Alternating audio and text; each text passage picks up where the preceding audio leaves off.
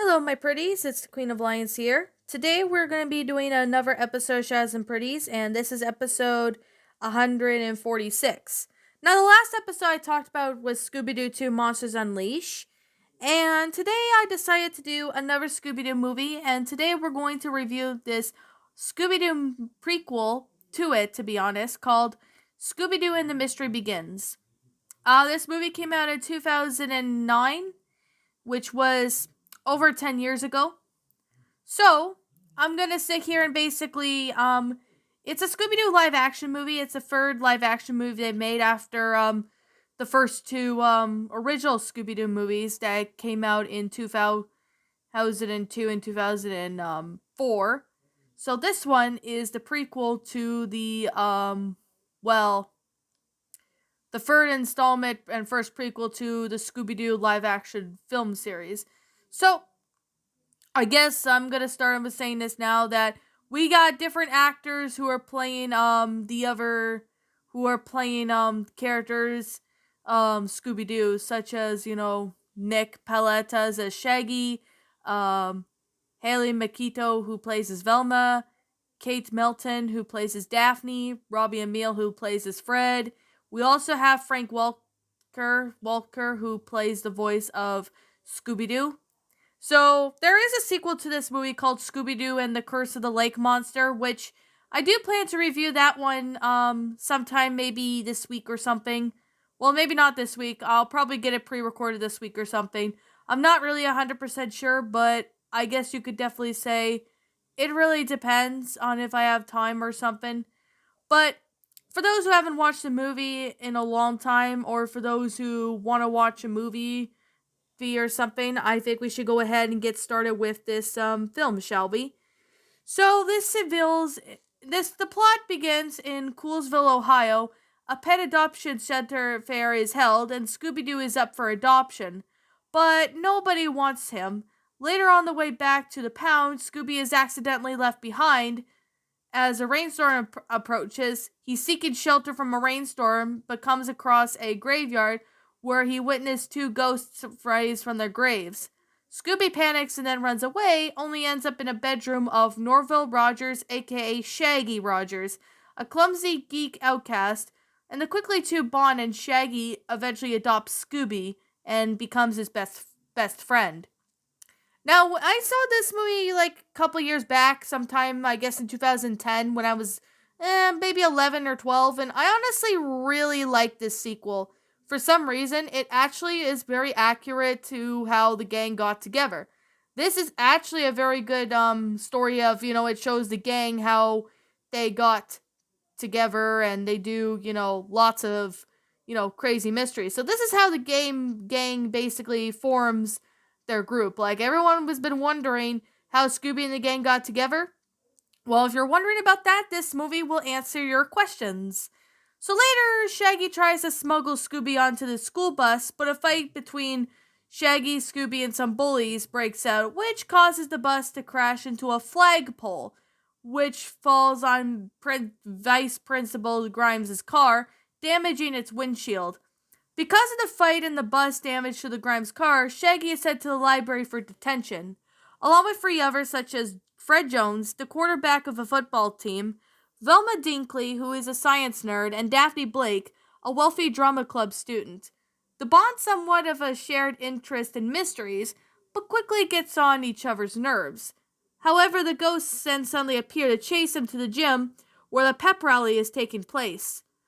A masked figure then, in a cloak that is known as a spectator, appears, demanding everyone to leave, and the stamp collecting principal, Dealey, decides to close the school, but Grimes deems it that it's a prank and suspends basically Shaggy and his Shaggy, Daphne, Velma, and Fred and refuses to believe that the ghosts are real in the school.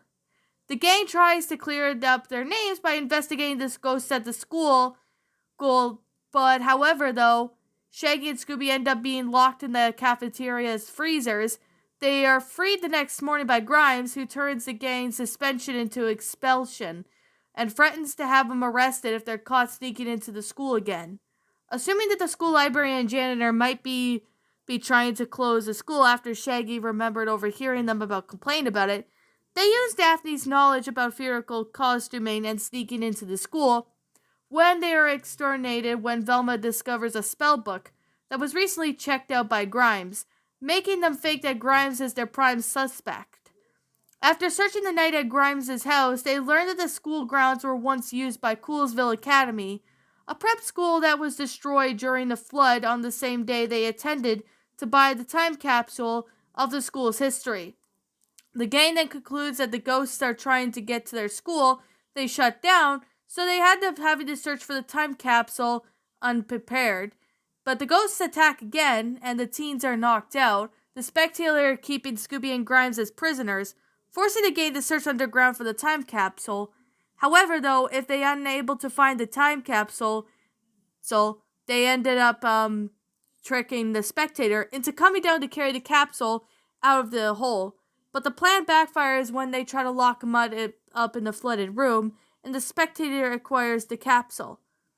Now, stealing the capsule back, the gang uses a spell book to banish the ghosts. Scooby breaks free of his restraints and arrives just in time to subdue the spectator, who soon revealed to be Dee Dee, who is revealed that the stamp misprint was hidden in the time capsule. So something that could have been worth a fortune, they determined to obtain the misprint. Dee Dee then used a spell book to summon the ghosts to have the school evacuated so he can accomplish his goal. But after Dee Dee's crimes were reported to the police and the superintendent, the group is re-enrolled into Coolsville High and publicly congratulated by Grimes, who becomes their principal and recognizes the gang and apologizes to him for falsely accusing them before announcing the official burial of the time capsule. Just as they begin digging, Shaggy accidentally throws his shovel, which lands on Grimes' car once again, damaging his wood shield. Instead of giving him detention, Grimes forgives Shaggy, stating that accidents happen. The group decide to stay together and solve mysteries, and they head off to investigate some strange goings on in the Coolsville Museum. A reference to the first episode of Scooby Doo, Where Are You? And their first villain is also known as the Black Knight Ghost.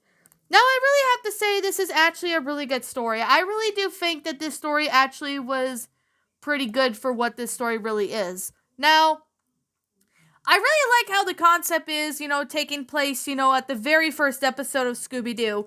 Like, basically, this is a prequel to all the Scooby Doo, mysteries and all of that. I really do find this movie to be, enjoyable. Even if you're a Scooby Doo fan, I highly recommend you check out this story not story, but movie. Because if you're a Scooby Doo fan like I am, you'll really enjoy what this whole movie has to offer. It's a very awesome movie. I do like how everything went out, as well as the good concept for what everything really is. Now, to be honest and completely fair, when I first saw this movie when I was younger, I honestly really do like how this story went out. It's a pretty good movie for what this is. I do also like, everything that went out with the good concept. I actually do like how the characters are, especially with how they're portrayed, especially in the older Scooby-Doo stuff, such as movies and TV shows.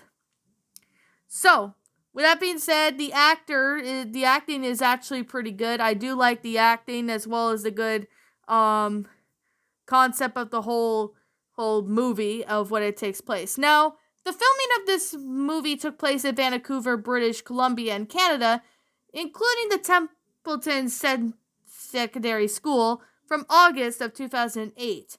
However, the music is scored by David Newman, who had previously scored the theatrical films such as the live-action Scooby-Doo movie from 2002 and the sequel, Monsters Unleashed, which came out in 2004.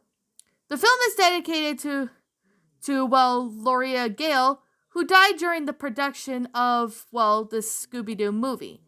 Now, it's unfortunate that she died probably from, I don't really know. I actually did see that she actually had throat cancer, which is kind of why she died, because of the throat cancer she had. But she was the librarian, and it was her final role in the movie, which is very unfortunate that we lost someone during the production.